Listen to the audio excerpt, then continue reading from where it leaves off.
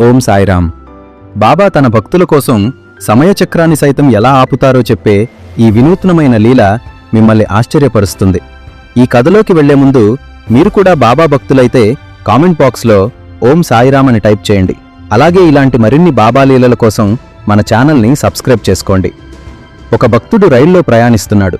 అతను దిగాల్సిన స్టేషన్ రాకముందే రైలు పట్టాల పక్కన ఒక ముసలి ఆయన పడిపోయి ఉండటం చూశాడు. ఆ దృశ్యం చూసి అతని మనసు కలిచివేసేసింది. వెంటనే రైలు గొలుసులాగి ఆపాలని చూశాడు. కాని అది రావడం లేదు. ట్రైన్ స్పీడ్గా వెళ్ళిపోతోంది.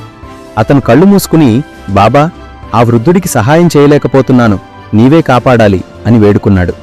సరిగ్గా అప్పుడు ఒక అద్భుతం జరిగింది.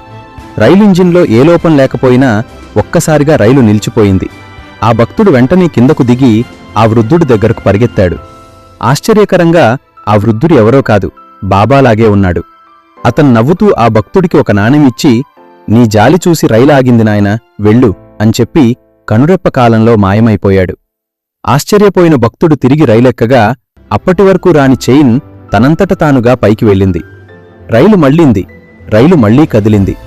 తన మనసులోని దయను చూసి ఆ వృద్ధుడి రూపంలో వచ్చి రైలును సైతం ఆపింది సాక్షాత్తు ఆ షిరిడీ సాయి అని గ్రహించి ఆ భక్తుడు కన్నీళ్లతో నమస్కరించుకున్నాడు. మనం ఇతరుల పట్ల దయతో ఉంటే బాబా మన కోసం అసాధ్యాలను సుసాధ్యం చేస్తారు. ఓం సాయిరామ్.